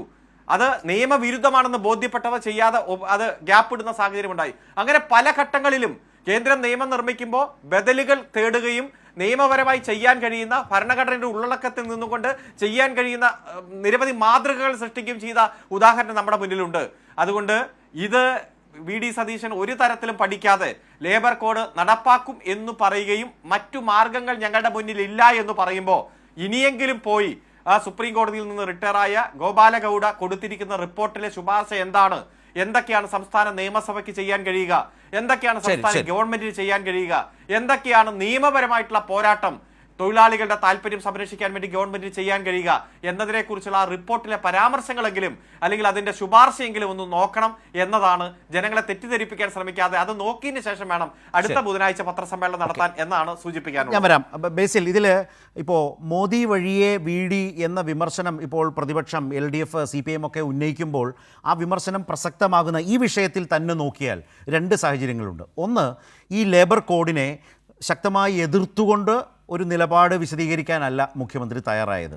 ഇത് നിവൃത്തിയില്ല, ഇത് ചെയ്തേ പറ്റൂ, രാജ്യത്തെ എല്ലാ സംസ്ഥാനങ്ങളും വന്നു കഴിഞ്ഞു, ഇവിടെ ഒരു നിയമം തന്നെ ഇല്ലാതാകും, തൊഴിൽ നിയമം തന്നെ ഇല്ലാതാകും, അത് ശരിയല്ല, വാസ്തവ വിരുദ്ധമാണ് എന്ന് പല നിലയ്ക്കും വിദഗ്ധരായിട്ടുള്ള ആളുകൾ, ഈ നിയമം അറിയുന്ന ആളുകൾ പറഞ്ഞുകൊണ്ടേയിരിക്കുന്നു.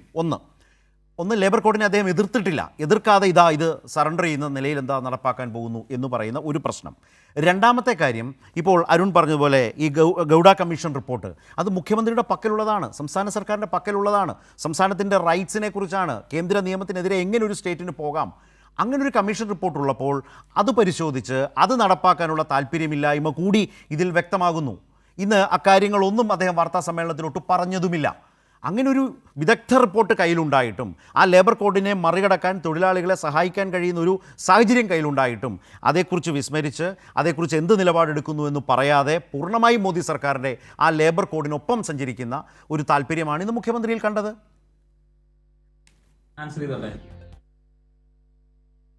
അപ്പോ എനിക്ക് സമയം തരണം. എനിക്ക് ഈ പറയുന്ന പോലെ എല്ലാവർക്കും 3 പേർക്കും ആൻസർ ചെയ്യണമല്ലോ. അപ്പോൾ എനിക്ക് എന്റെ സമയം തരണം. ആദ്യമായിട്ട്, അതായത് കേരളത്തിലെ മുഖ്യമന്ത്രി, കേരള ഗവൺമെന്റിന്റെ കേരളത്തിലെ മുഖ്യമന്ത്രി പറഞ്ഞിരിക്കുന്ന ലേബർ കോഡ് നടപ്പിലാക്കുന്നതുമായി ബന്ധപ്പെട്ട് മുഖ്യമന്ത്രി എല്ലാ ട്രേഡ് യൂണിയനുകളുമായി സംസാരിച്ച് തീരുമാനമെടുക്കും എന്നുള്ളതാണ് കേരളത്തിലെ മുഖ്യമന്ത്രി ശ്രീ VD സതീശന്റെ സ്റ്റേറ്റ്മെന്റ്. ഇനി റൂൾസ് വേണം, കേരളത്തിലെ റൂൾസ് വേണം. അത് പ്രത്യേകം കഴിഞ്ഞ 10 വർഷക്കാലം ഈ ലേബർ, അതായത് തൊഴിലാളികൾക്ക് വേണ്ടിയുള്ള കാര്യങ്ങളൊക്കെ പറയുമ്പോൾ കഴിഞ്ഞ 10 വർഷക്കാലം കേരളം ഭരിച്ച പിണറായി വിജയൻ ഈ പറയുന്ന 2018 വന്നു എന്ന് അവിടെ ഇരുന്നുകൊണ്ട് എന്റെ സഹ പാനലിസ്റ്റ് ഘോരഘോരം പറയുമ്പോൾ ഇതിന് എന്ത് ചെയ്യാമായിരുന്നു? സുഖമായിട്ട് 18 മുതൽ ഈ കാലയളവ് വരെ ആരെ കേരളം ഭരിച്ച് സുഖമായിട്ട് ചെയ്യാം. അതിന് എന്താ ചെയ്തേ?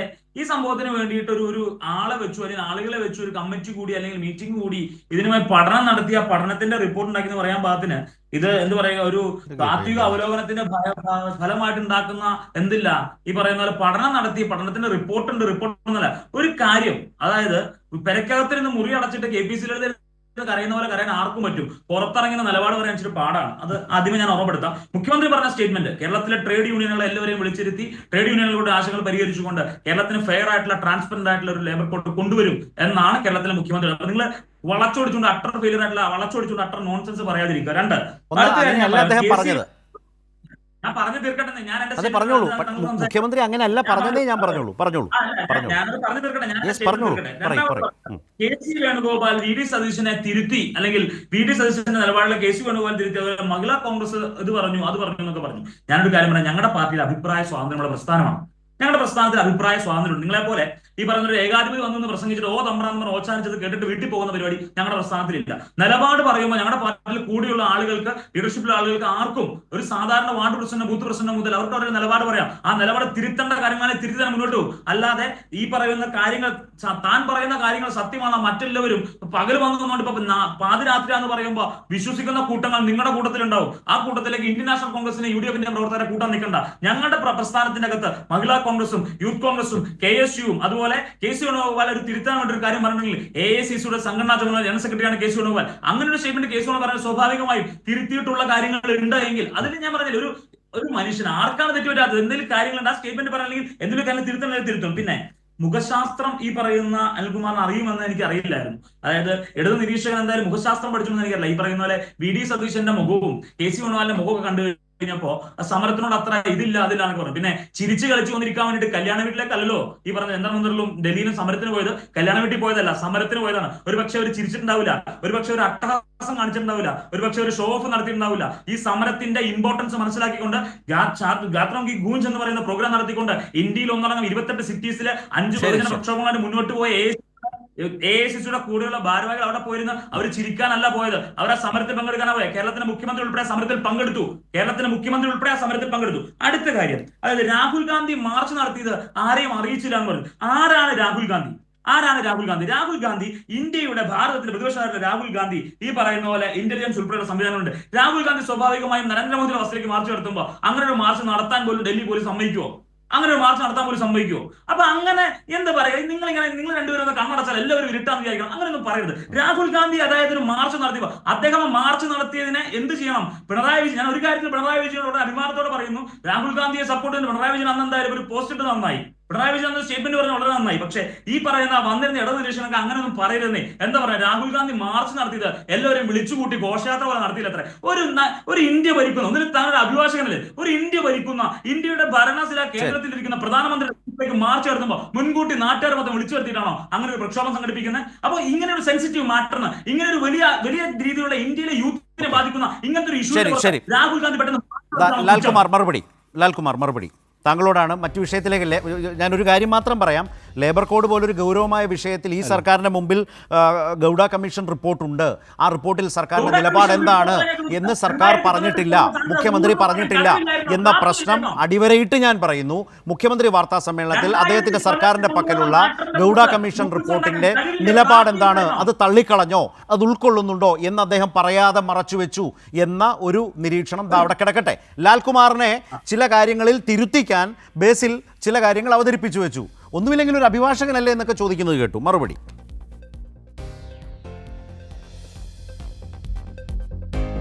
അല്ല, എനിക്ക് അദ്ദേഹത്തിൻ്റെ ശൈലിയിൽ തർക്കിക്കാൻ എനിക്കിപ്പോൾ താല്പര്യമില്ല. ഞാൻ ചൂണ്ടിക്കാണിച്ചത് എന്താ, ആളെ കൂട്ടി ജാഥ എന്നുള്ളൊരർത്ഥത്തിലല്ല ഞാൻ സൂചിപ്പിച്ചത്. നോക്കൂ, കേരളത്തിൻ്റെ മുഖ്യമന്ത്രിയോട് ഇത് പറയുന്നതിനെക്കുറിച്ചാണ് പറഞ്ഞത്. അതും അപ്പം കേരളത്തിൻ്റെ മുഖ്യമന്ത്രിയോട് ഇനിയുള്ള പ്രധാനമന്ത്രിയുടെ വീട്ടിലേക്ക് പോകും, ഞങ്ങൾക്കിങ്ങനെ ഒരു പ്ലാൻ ഉണ്ട് എന്ന് പറഞ്ഞു കഴിഞ്ഞാൽ അദ്ദേഹം നാട്ടുകാരോട് പറയുമായിരിക്കും അല്ലേ? അപ്പോൾ ആരോട് അദ്ദേഹം പറയാൻ പോകുന്നത്? അപ്പോൾ മല്ലികാർജ്ജുന ഖാർഗെയോട് അദ്ദേഹം പറയുകയാണെങ്കിൽ എനിക്കൊരു പ്ലാൻ ഉണ്ടെന്ന് പറഞ്ഞു കഴിഞ്ഞാൽ അദ്ദേഹം ആരോട് ഷെയർ ചെയ്തിട്ടാണ് ഈ കൊട്ടിഘോഷിക്കാൻ പോകുന്നത്? നോക്കൂ, ചെറിയ ആളല്ല. കേരളത്തിൻ്റെ മുഖ്യമന്ത്രിയോട് രാജ്യത്തിനായിട്ട് പ്രതിപക്ഷ നേതാവൊന്നുമില്ല. ലോക്സഭയ്ക്ക് പ്രതിപക്ഷ നേതാവുള്ളൂ, രാജ്യസഭയ്ക്ക് വേറെ പ്രതിപക്ഷ നേതാവുണ്ട്. അതൊന്നും ഓർക്കുന്നത് നല്ലതാണ്. അത് അങ്ങനെ തെറ്റിദ്ധരിക്കേണ്ട. രാജ്യത്തിൻ്റെ പ്രതിപക്ഷ നേതാവ് രാജ്യസഭയിൽ നിങ്ങൾക്ക് മെജോറിറ്റി അല്ലെങ്കിൽ അങ്ങനെ ഒരു സാധനം ഇല്ലാത്തതുകൊണ്ടാണ്. ലോക്സഭയ്ക്ക് ഒരു പ്രതിപക്ഷ നേതാവുണ്ട്, പറഞ്ഞാൽ രാജ്യസഭയ്ക്ക് ഒരു പ്രതിപക്ഷ നേതാവുണ്ട്. പറഞ്ഞു കേൾക്കുമ്പോൾ തന്നെ നമുക്ക് വലിയൊരു രസകരമായിട്ട് തോന്നും. അതവിടെ നിൽക്കട്ടെ. അപ്പോൾ ഞാൻ പറഞ്ഞു വന്നത് എന്താ, വളരെ പെർട്ടിക്കുലറായിട്ട് നിങ്ങളുടെ കൂട്ടത്തിലുള്ള ആൾക്കാരോട്, അത്രയും ക്രീമി ആയിട്ടുള്ള ആൾക്കാരോട് അദ്ദേഹം ഇത് ഷെയർ ചെയ്തില്ല എങ്കിൽ അദ്ദേഹത്തിന് പെസിമിസ്റ്റിക് അപ്രോച്ച് ആ നേതാക്കന്മാരോടുണ്ട് എന്ന് ഞാൻ പറഞ്ഞ ഭാഗത്ത് ഞാൻ ഉറച്ചു നിൽക്കുക. അതിപ്പോൾ ബേസിൽ പാറയെ കൂടി അത് എന്നോട് അംഗീകരിക്കണോ, ഞാൻ അഭിഭാഷകനാണോ, താങ്കളൊരു അഭിഭാഷകനല്ലേ എന്നൊക്കെ അദ്ദേഹം ചോദിച്ചോട്ടെ. ഞാനതിന് അതേ രീതിയിൽ മറുപടി, താങ്കളൊരു രാഷ്ട്രീയക്കാരനാണോ എന്ന് ഞാൻ ചോദിക്കത്തില്ല. അതിൻ്റെ ആവശ്യമില്ല. ഒരൊറ്റ കാര്യം കൂടെ ഞാൻ ആഡ് ചെയ്യാം. അതാ ലേബർ കോഡുമായിട്ട് ബന്ധപ്പെട്ട ലേബർ കോഡ് നോട്ടിഫൈ ചെയ്തത് നവംബർ 21 2025 നവംബർ 21 അതിനു മുമ്പ് നമ്മൾ വാക്കത്തിലേക്ക് ബോക്സ് ചെയ്യേണ്ട കാര്യമില്ല. നോട്ടിഫൈ ചെയ്താൽ മാത്രമേ അതിന് സ്റ്റാറ്റ്യൂട്ടറി ഫോഴ്സ് ഉള്ളൂ, ഒരു പ്രൊബേറ്റീവ് ഫോഴ്സ് ഉള്ളൂ. ആ പ്രൊബേറ്റീവ് ഫോഴ്സ് ഉള്ളതിനെ മാത്രം നമ്മൾ ചലഞ്ച് ചെയ്താൽ മതി. അല്ലെങ്കിൽ ഈ പറയുന്ന പാസ്സാക്കി വെച്ച് അകത്ത് കയറ്റി വെച്ചിട്ട് അല്ലെങ്കിൽ കോൾഡ് സ്റ്റോറേജ് വെച്ചിരിക്കുന്ന ഒരു കാര്യത്തിന് ഒരു പ്രസക്തിയില്ല. അതാ പറഞ്ഞ, നോട്ടിഫൈ ചെയ്ത് കഴിഞ്ഞ ശേഷമാണ് അതിന് പ്രസക്തി ഉണ്ടാകുന്നത്. അതുകൊണ്ടാണ് ഈ പറയുന്ന ബാക്കിയുള്ള സബ്സിക്വൻ്റായിട്ട് കിട്ടിയ സമയത്തെക്കുറിച്ചുള്ള കാര്യത്തിന് വരുന്നത്. ഇപ്പോൾ 2019 ഇല്ലായിരുന്നു. അങ്ങനെ പല കാര്യങ്ങളിലൂടെ നടന്നിട്ടുണ്ട്. ഒരു ആക്ട് നമ്മൾ പാസ്സാക്കി വെച്ച് കോൾഡ് സ്റ്റോറേജ് വെച്ചിരിക്കുന്ന എത്ര കാര്യങ്ങളുണ്ട്. ആ ആക്ട് പാസ്സാക്കിയത് കൊണ്ട് പ്രസിഡന്റ് ഒപ്പിട്ടുണ്ട് പോലും അതാകത്തില്ല. അത് ഒരു ബില്ല് ആക്ട് ആവും, പക്ഷേ അത് നോട്ടിഫൈ ചെയ്യുക എന്ന് പറഞ്ഞ പ്രോസസ്സുണ്ട്. ആ നോട്ടിഫൈ ചെയ്തത് താങ്കൾ മനസ്സിലാക്കേണ്ട കാര്യം നവംബർ 21 2025 ആ ഡേറ്റാണ് ക്രൂഷ്യൽ ഡേറ്റ്. അത് കഴിഞ്ഞിട്ടുള്ള സമയത്തെക്കുറിച്ചാണ് ഇവിടെ നിങ്ങൾ അത് ചെയ്തില്ലോ ഇത് ചെയ്തില്ലെന്ന് പറഞ്ഞു കഴിഞ്ഞാൽ നിങ്ങൾ പറഞ്ഞതിനകത്ത് വേണമെങ്കിൽ അല്ല, അവിടെ എനിക്കൊരു ചെറിയ കാര്യം അതായത് അങ്ങനെയാണെങ്കിൽ ഈ പറഞ്ഞ 2025 എന്ന് പറഞ്ഞാൽ കഴിഞ്ഞ വർഷം നോട്ടിഫൈ ചെയ്തതിനെ തുടർന്ന് സംസ്ഥാന സർക്കാർ അതുവരെ വളരെ ശക്തമായ എതിർപ്പ് പുലർത്തുന്നു. ഒരു തരത്തിലും ലേബർ കോഡ് കേരളത്തിൽ നടപ്പാക്കില്ല. അങ്ങനെ നോട്ടിഫൈ ചെയ്ത് കഴിയുമ്പോൾ നേരത്തെ അരുൺകുമാർ പറഞ്ഞതുപോലെ സുപ്രീം കോടതിയിൽ റിട്ടയർഡ് ജസ്റ്റിസിനെ കമ്മീഷനാക്കി വെക്കുന്നു. ആ കമ്മീഷൻ റിപ്പോർട്ട് മാർച്ചിൽ വരുന്നു. കേരളം തെരഞ്ഞെടുപ്പിലേക്ക് പോകുന്നു. അപ്പോൾ അധികാരമാറ്റം ഉണ്ടാകുമ്പോഴും ഭരണമാറ്റം ഉണ്ടാകുമ്പോഴും സർക്കാരുകൾ തുടർന്നു വന്ന സർക്കാരിന് കേരളത്തിലെ UDF സർക്കാരിന് ഇക്കാര്യത്തിൽ ദേശീയ തലത്തിൽ കോൺഗ്രസിൻ്റെ നയം ലേബർ കോഡിന് വിരുദ്ധമാണ്, INTUC-യുടെ അടക്കം അങ്ങനെ ഒരു സർക്കാരിൻ്റെ നേതാവായി അല്ലെങ്കിൽ അങ്ങനെ ഒരു നേതാവ് മുഖ്യമന്ത്രിയായി വരുമ്പോൾ ഈ കമ്മീഷൻ റിപ്പോർട്ട് പരിശോധിക്കേണ്ടതും അതിൽ തീരുമാനമെടുക്കേണ്ടതും കഴിയുമെങ്കിൽ അത് തുടർന്ന് മുന്നോട്ട് കൊണ്ടുപോകേണ്ട സംസ്ഥാന താല്പര്യം സാധ്യമാണ് എന്ന് അരുൺ അത് ഉദാഹരിച്ച് പറയുകയും ചെയ്തു. അങ്ങനെയാണെങ്കിൽ ആ കമ്മീഷൻ റിപ്പോർട്ട് ഏറ്റെടുത്ത് മുന്നോട്ട് പോകാനുള്ള ആർജവവും ഉത്തരവാദിത്വവും മുഖ്യമന്ത്രി കാട്ടണമായിരുന്നോ? അദ്ദേഹം മിണ്ടിയിട്ടില്ലല്ലോ അതേക്കുറിച്ച്.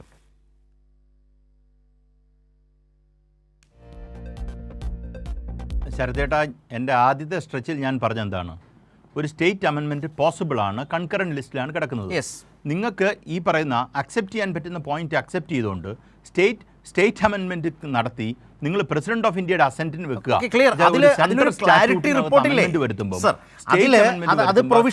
പ്രൊവിഷൻ സമ്മതിച്ചു. ആ പ്രൊവിഷൻ ശരിയായി പരിശോധിച്ച് ഒരു കമ്മീഷൻ റിപ്പോർട്ട് വന്നാൽ സർക്കാർ എന്തു ചെയ്യണം? പുതിയ സർക്കാർ എന്തു ചെയ്യണം?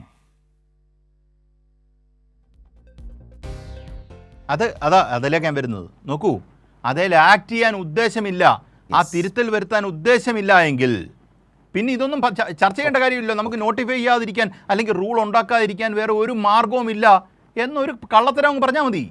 അതിനെ നമുക്ക് വേറെ മാർഗങ്ങളൊന്നുമില്ല. ഞങ്ങൾ പറഞ്ഞത് ഇപ്പോൾ ഒരു മാർഗമാണ്. അതാ പറഞ്ഞു, ഒരു കമ്മിറ്റി, ഞാൻ പറഞ്ഞത് പോട്ട്, ഹലോ ക്ലിയർ, ഞാൻ പറഞ്ഞത് പോട്ട്, സുപ്രീം കോടതി ജഡ്ജിയുടെ ഒരു കമ്മിറ്റി റിപ്പോർട്ട് അവിടെ കിടപ്പുണ്ടല്ലോ. ആ കമ്മിറ്റി റിപ്പോർട്ടിൻ്റെ അടിസ്ഥാനത്തിൽ നിങ്ങൾക്ക് ചെയ്യാൻ പറ്റുന്ന 3 പോസിബിൾ തിങ്സിനെ കുറിച്ച് ഇവിടെ പറഞ്ഞല്ലോ. ആ പോസിബിൾ തിങ്സിനെ കുറിച്ച് നിങ്ങൾ അതിനെക്കുറിച്ചൊന്ന് കോൺടെംപ്ലേറ്റ് ചെയ്യാത്തത് എന്താ? അപ്പോൾ ആ കോൺടെംപ്ലേഷനിലേക്ക് പോകാൻ മുഖ്യമന്ത്രിക്ക് താല്പര്യമില്ല, അദ്ദേഹത്തിന് പുറത്തു നിന്നുള്ള പ്രഷർ ഉണ്ട് എന്നുള്ള ഒരു വിമർശനം എനിക്കുണ്ട്. ആ വിമർശനത്തിന് അങ്ങനല്ല എന്ന് പറയണമെങ്കിൽ അദ്ദേഹത്തിന് മറുപടി കൃത്യമായിട്ട് എന്തുകൊണ്ടില്ല, പിന്നെ ഈ പറയുന്ന പോസിബിൾ അമെൻമെന്റ്സിനെ കുറിച്ച് ചിന്തിക്കാത്തത് എന്ത്, അതല്ലാതെ സെൻട്രൽ പറയുന്ന സ്റ്റാറ്റ്യൂട്ടിനനുസരിച്ച് നമ്മൾ റൂൾ ഉണ്ടാക്കാൻ പോകുന്നതിന് കാരണം എന്താന്നുള്ളത് കൃത്യമായ ഒരു മറുപടി പറയുകയാണെങ്കിൽ കേൾക്കാൻ സുഖമുണ്ട്. അല്ലാതെ അതറിയത്തില്ല ഇതറിയത്തില്ല, പ്രതിപക്ഷ കേരളത്തിന്റെ മുഖ്യമന്ത്രി ധീരനാണ്, ഏറ്റവും ജനാധിപത്യ വിശ്വാസിയാണ്, നെഹ്റുവിനാണ്, ഇങ്ങനെയൊക്കെ പറയാനാണെങ്കിൽ ഓക്കെ, അതൊക്കെ മനസ്സിലാവും എന്താണ് പറഞ്ഞ് നമ്മൾ 9 മണിയാകാനായിട്ട് വരെ ഉള്ള പറച്ചില്ല.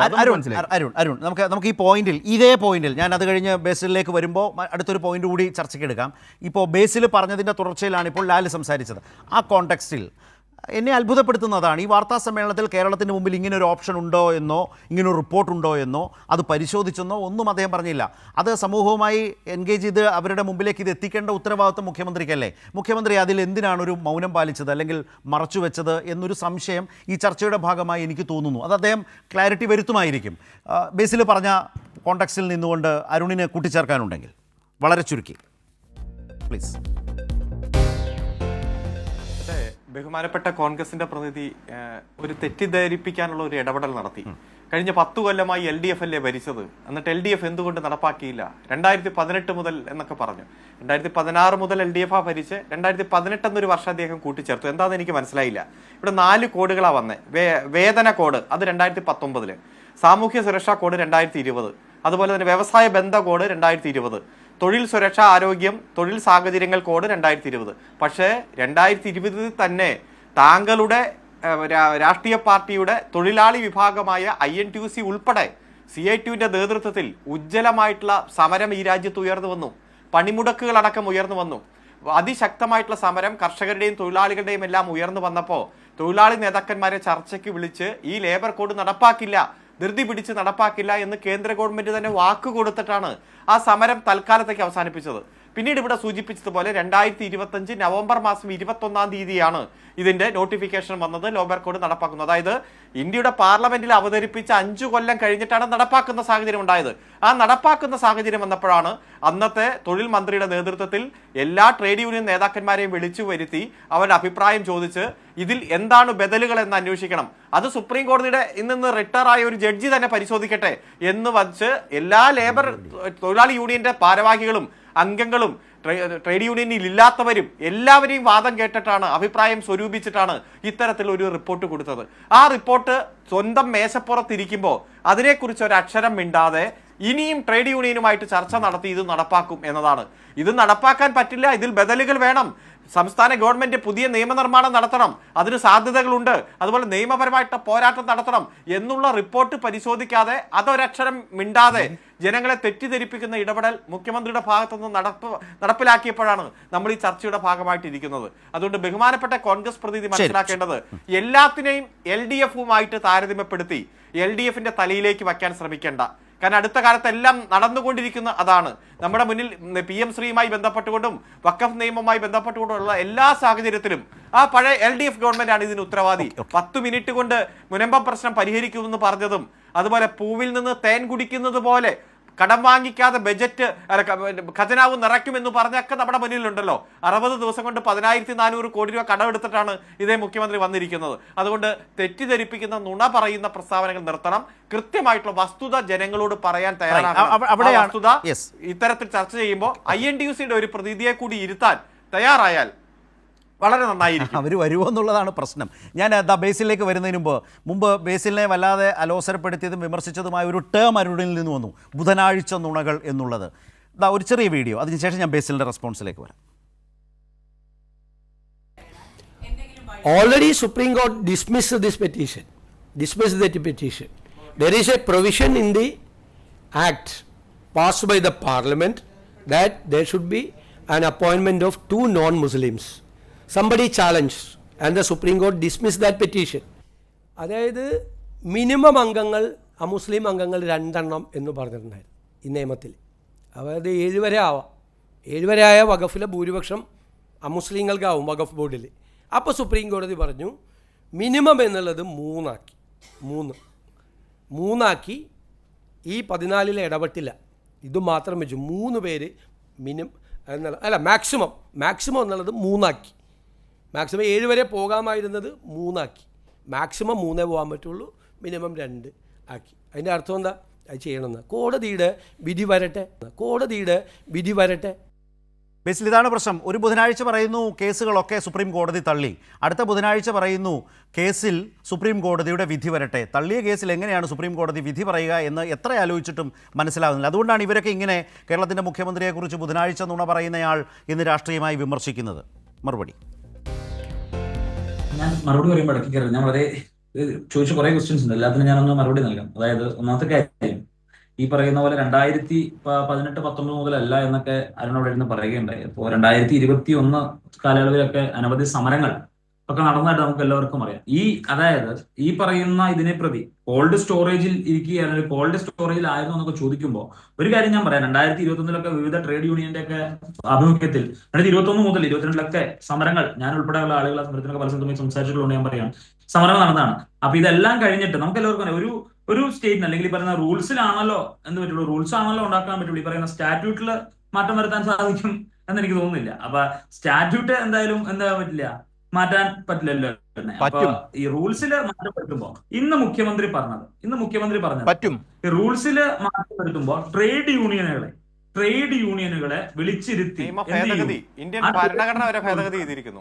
താങ്കൾ പറഞ്ഞ വാദത്തെ നിരാകരിച്ചു. നിയമ ഭേദഗതി സാധ്യമാണ് എന്നാണ് പറഞ്ഞത്. അരുൺ നിങ്ങൾ പലരും സംസാരിച്ചപ്പോ എനിക്ക് പല കാര്യത്തിലും അഭിപ്രായ വ്യത്യാസം ഉണ്ടായിരുന്നു. ഞാൻ ഒരു അക്ഷരം മിണ്ടിയോ? നിങ്ങൾ പറഞ്ഞ പല കാര്യങ്ങളും അട്ടർ ഫ്ലോപ്പ് ആയിട്ടുള്ള കാര്യം ഞാൻ ഒരു അക്ഷരം മിണ്ടിയോ? അപ്പൊ ഞാൻ എന്റെ സ്റ്റേറ്റ്മെന്റ് കംപ്ലീറ്റ് ചെയ്യട്ടെ. അപ്പോ ഈ 2018 മുതൽ 2019 മുതൽ അതിനുശേഷം 2023 മുതൽ സമരങ്ങൾ നടന്നു കഴിഞ്ഞപ്പോ ഇറങ്ങി പോകുന്നതിന് തൊട്ട് മുമ്പാണല്ലോ ഈ പറയുന്ന നമുക്ക് എല്ലാവർക്കും റൂൾസ് സ്റ്റാറ്റ്യൂട്ടുകളെ എന്ത് ചെയ്യാൻ പറ്റില്ല, ചേഞ്ച് ചെയ്യാൻ പറ്റില്ല, റൂൾസിനെ ചേഞ്ച് ചെയ്യാൻ പറ്റും. ഈ റൂൾസിനെ ചേഞ്ച് ചെയ്യുന്നതിന് വേണ്ടി അല്ലെങ്കിൽ ഈ പറയുന്ന ആളുകൾക്ക് ട്രേഡ് യൂണിയന് ഫീസിബിൾ ആയിട്ടുള്ള രീതിയിൽ അവരെ വിളിച്ചിരുത്തി ചർച്ച ചെയ്ത് പൊതുജനത്തിന് സ്വീകാര്യമായിട്ടുള്ള രീതിയിലേക്ക് ഒരു ലേബർ കോഡ് ഉണ്ടാക്കുമെന്നാണ് കേരളത്തിന്റെ മുഖ്യമന്ത്രി പറഞ്ഞിരിക്കുന്നത്. പിന്നെ ഇതെന്ത് ചെയ്തു നിങ്ങൾക്ക് എന്തായാലും നിങ്ങളുടെ ഭരണം എന്ത് ചെയ്യാൻ സാധിക്കില്ല. പിന്നീട് പിണറായി ഉണ്ടാവില്ല ഉറപ്പായി കഴിഞ്ഞപ്പോ ആ സമയത്ത് ആ ലാസ്റ്റ് മൊമെന്റിൽ എന്ത് റിപ്പോർട്ടൊക്കെ ആക്കി വെച്ചു. നിങ്ങൾ എന്തുകൊണ്ട് നിലപാടെടുത്തില്ല? നിങ്ങൾ എന്തുകൊണ്ട് പഠനം വൈകി? പിന്നെ ഞാൻ എന്റെ കൺക്ലൂഡ് പഠനം നടത്താൻ എന്തുകൊണ്ട് വൈകി? പിന്നെ പഠനം നടത്താൻ വേണ്ടിയിട്ട് നിങ്ങൾ അത്രയും ടൈം ഗ്യാപ്പ് എടുത്തു. പിന്നെ നുണകളുടെ കാര്യമൊക്കെ പറഞ്ഞപ്പോ ഈ പറയുന്ന VD സതീശനെ നിങ്ങൾ അരുണെടുത്ത സ്റ്റേറ്റ്മെന്റിനെ എന്ത് പറയുക, അതിനെ കൃത്യമായിട്ട് കൂട്ടിച്ചേർത്തുകൊണ്ട് ഈ പറയുന്ന ആങ്കർ പറയുകയുണ്ടായി. അങ്ങനെയാണ് എങ്കിൽ മുൻ മുഖ്യമന്ത്രി ഇന്നത്തെ പ്രതിപക്ഷ നേതാവ് പിണറായി വിജയനെ മകളുടെ പേരിൽ ഈ പറയുന്ന മകളുടെ അക്കൗണ്ടിലേക്ക് പൈസ വാങ്ങിയ കള്ളൻ പിണറായി എന്ന് വിളിക്കേണ്ടി വരും. അപ്പോ കേരളത്തിലെ ജനങ്ങളെല്ലാം ഇന്ന് കള്ളൻ പിണറായി പ്രൂവ്ഡ് ആയിട്ടുള്ള കള്ളൻ പിണറായി എന്നാണ് കേരളത്തിലെ ജനങ്ങൾ പിണറായി വിളിക്കുന്നത്. അപ്പോ VD സതീശനെ നിങ്ങൾ ഞാൻ പറഞ്ഞില്ല, ഒരു സ്റ്റേറ്റ്മെന്റ് എടുത്തിട്ടുണ്ടെങ്കിൽ ഒരു കാര്യങ്ങൾ എടുത്തിട്ടുണ്ടെങ്കിൽ ഒരു കാര്യം ചെയ്യുമ്പോൾ അത് എന്താ പറയുക, തിരുത്തേണ്ട നിലപാടുകൾ തിരുത്തി തന്നെ മുന്നോട്ട് പോകുന്ന സ്വാഭാവികമായ ഒരു ജനാധിപത്യ രാജ്യത്തെ ഒരു ജനാധിപത്യത്ത് ഇതിനകത്ത് വന്ന ആളുകൾ നിലപാട് അല്ലെങ്കിൽ എടുത്ത കാര്യങ്ങൾ അല്ലെങ്കിൽ എടുത്ത ഡിസിഷൻ വളരെ യെസ് അതേക്കുറിച്ച് മാത്രം യെസ് ക്ലിയർ ഒരു ഇടവേളയ്ക്ക് പോകേണ്ടതുകൊണ്ടാണ് യെസ് ഇല്ല ഇടപെട്ടതല്ല നിങ്ങൾ പറഞ്ഞു ആ ഒരൊറ്റ പോയിന്റിൽ ലാൽ നീട്ടരുത് വളരെ ചെറിയ സമയം മാത്രം നിങ്ങൾക്ക് രണ്ടുപേർക്കും വളരെ ചെറിയ സമയം. അല്ല, ഒന്നാമത്തെ കാര്യം അദ്ദേഹം ഇതിനെക്കുറിച്ച് ബേസിക് ധാരണയില്ലാതാണ് സംസാരിക്കുന്നത്. അദ്ദേഹത്തിന് എത്ര വേണമെങ്കിൽ ഒച്ച വെക്കാം, പക്ഷേ സ്റ്റേറ്റ് അമെൻമെന്റ് പോസിബിൾ ആണ്. റൂൾസിനെ കുറിച്ച് അല്ല ഇവിടെ സംസാരിക്കുന്നത്. റൂൾസ് അല്ലാതെ സ്റ്റേറ്റിന്റെ സ്റ്റാറ്റ്യൂട്ടറി പ്രൊവിഷനിൽ അമെൻഡ് ചെയ്യാൻ പറ്റുന്നതിനെ കുറിച്ചാണ് ഇവിടെ സംസാരിച്ചുകൊണ്ടിരിക്കുന്നത്. പറഞ്ഞു ഞാൻ അദ്ദേഹത്തിന്റെ ഒബ്ജക്ഷൻ പറഞ്ഞതാണ്, അതവിടെ കിടക്കട്ടെ. ബേസിൽ അത് പറഞ്ഞു, എന്റെ പൂർത്തിയാക്കും. ഇതിലൊക്കെ ആ സുപ്രീം കോടതിയിൽ നിന്ന് വിരമിച്ച ജഡ്ജി തന്നെ നല്ല റിപ്പോർട്ട് കൊടുത്തിട്ടുണ്ട്. ലാല് പറയൂ. ഞാൻ നിങ്ങൾ ശരി ബേസിൽ ഇനി അവർ പറയട്ടെ, ഇനി പറയട്ടെ. താങ്കൾ പറഞ്ഞത് കിട്ടി, ഇവിടെ കിട്ടി, താങ്കളുടെ ഇറിറ്റേഷൻ കിട്ടി ഇവിടെ. ശരി, പറഞ്ഞ കാര്യം ആവർത്തിക്കാതെ പ്ലീസ്. ലാൽ വേഗം. അദ്ദേഹത്തിന്റെ ചർച്ച പൊതുവെ ചർച്ചയിൽ അദ്ദേഹത്തിന് അറിയാവുന്നൊരു കാര്യം ഇതാണ്, ഒച്ച വെക്കുക എന്നുള്ളതാണ്. അത് പോട്ടെ, നിങ്ങൾ പോട്ടെന്ന് LDF നടത്തിയില്ല, നിങ്ങൾക്ക് അങ്ങ് നടത്തുന്നേ. റിപ്പോർട്ട് എടുത്ത് പരിശോധിച്ചാൽ നിങ്ങൾ അങ്ങ് നടത്ത്. LDF ചെയ്തത് ചീത്ത. ഞാൻ LDF പറഞ്ഞു, നിങ്ങൾ LDFനെ വിമർശിച്ചു.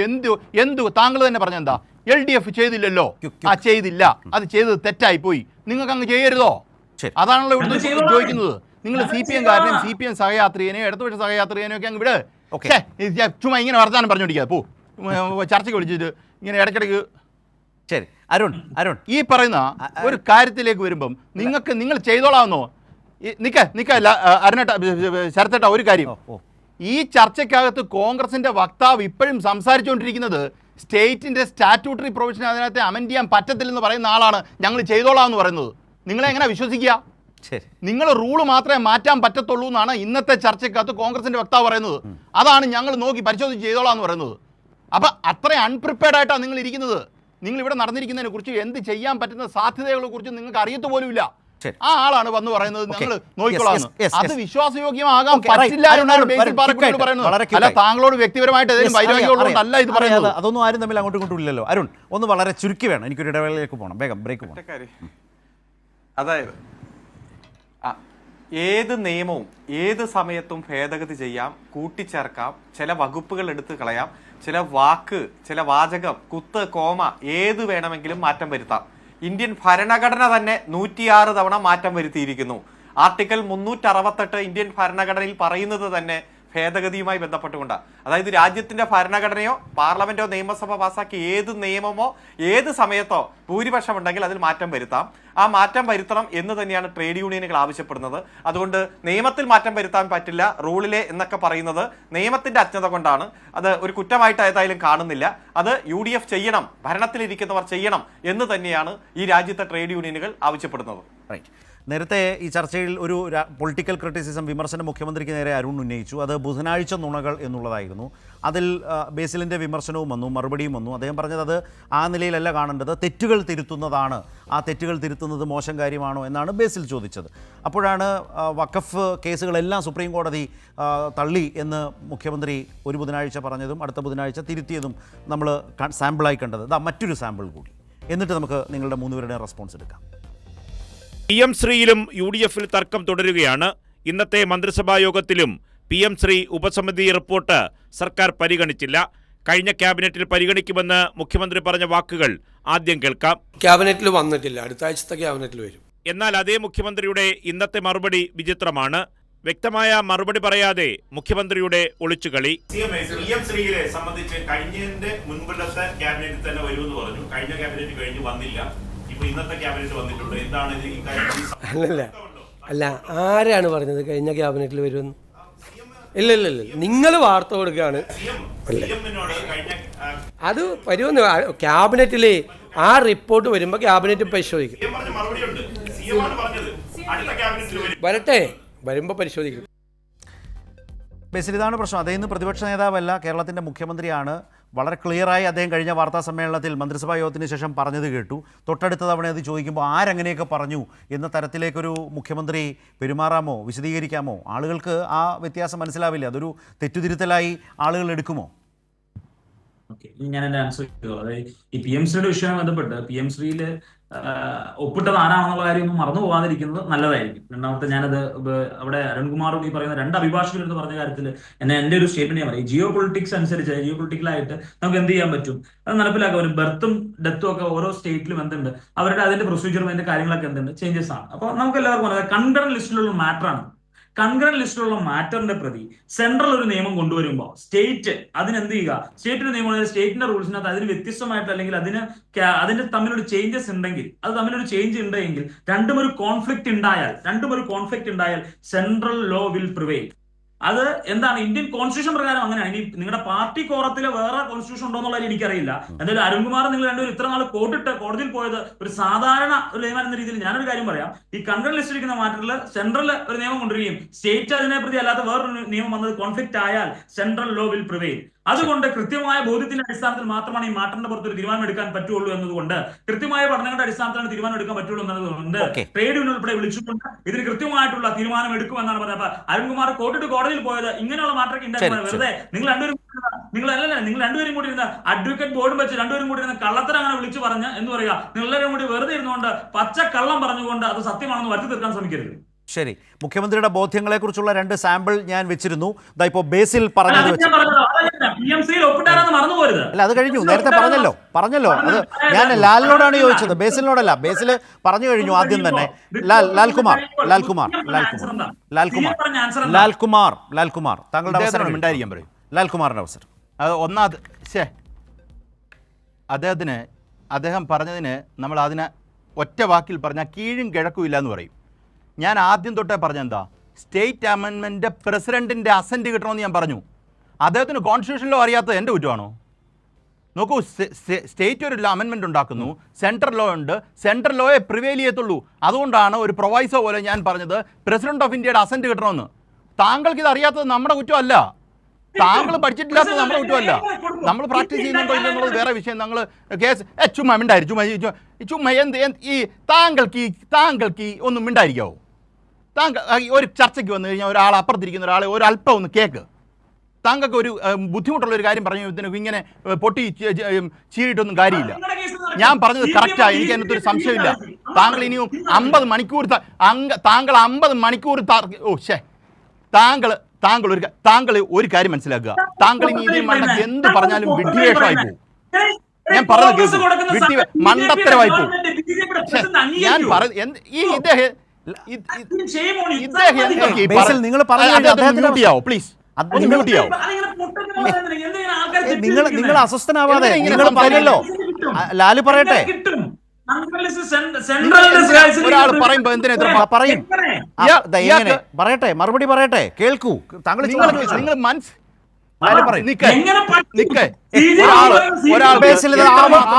ആവർത്തിച്ചത് തടസ്സപ്പെടുത്തുന്നത് നല്ലതല്ല. നിങ്ങൾ ചോദിച്ചു, ലാല് പറയൂ. ലാൽ പറയൂ പ്ലീസ്. ബേസിൽ നോ, ഇത് നടക്കില്ല. നിങ്ങൾ ചോദിക്കാനുള്ള ചോദിച്ചു, ആവർത്തിച്ച് ചോദിച്ച് തടസ്സപ്പെടുത്തിക്കൊണ്ടിരിക്കുന്ന പരിപാടി നല്ലതല്ല. ബേസിൽ പറയൂ. ബേസിൽ പറഞ്ഞത് മനസ്സിലായി. ലാല് പറയൂ.